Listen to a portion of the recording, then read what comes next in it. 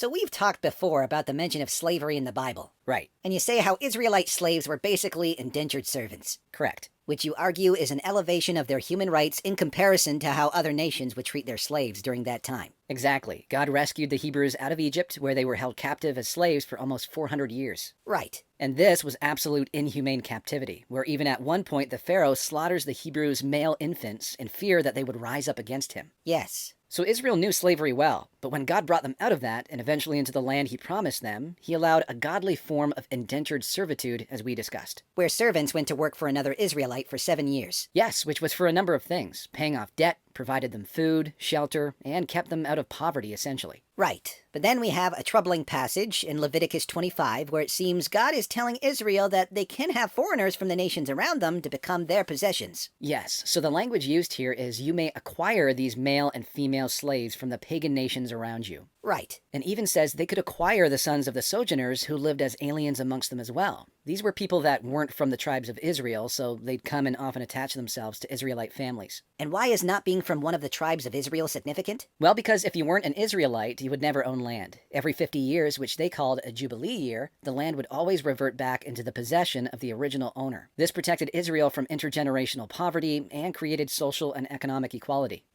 So what was the foreigner to do? Well, Israelites could acquire these foreigners, and this provided a means and sometimes a very good life, as we'll get into in a minute, for the foreigner who couldn't partake in land ownership. Okay. And there were a few different ways a foreigner could be acquired, whether it was a prisoner of war situation, or oftentimes people would flee their own lands in times of famine. Right. But what's interesting is this transactional language that's being used. Acquire, or the word used in verse 46 when it says, you may bequeath them to your sons after you to receive as a possession. This is the same transactional language used when God acquired the Israelites out of Egypt. He purchased them. He redeemed them. Okay. I mean, today, think about the language we use in sports, like the NFL, for example. We say players are sold, traded off, and in a lot of ways considered commodities and assets to these organizations. True. Now, obviously, we don't flinch at this language being used here because we see these players making millions of dollars, but it's still the same language of legal transactions. It doesn't mean we think of these players as subhuman objects. That's fair. And it was the same with these foreigners. In Leviticus 19, just a few chapters back, the Israelites are commanded to love the foreigner, to not mistreat them. Treat them as your native born. And I can point to many instances in the Old Testament where God says to treat others contrary to how they were treated in Egypt. He says that over and over. Exodus 23, verse 9, do not oppress a foreigner. You know how it feels to be foreigners because you were foreigners in Egypt. Wow. Yeah, and again, in Exodus 22, verse 21, do not mistreat or oppress a foreigner, for you were foreigners in Egypt. So what we have here is a very obvious humanitarian concern for those who are vulnerable. Okay. I never realized the overall attitude towards foreigners before. Yeah, so no, I'm not going to pretend that becoming permanent servants under Israelite households was the best situation, nor that we should look to this as a standard for how to run a society today. But this was a dramatic cultural improvement and step towards treating people with godliness in the midst of their present circumstances.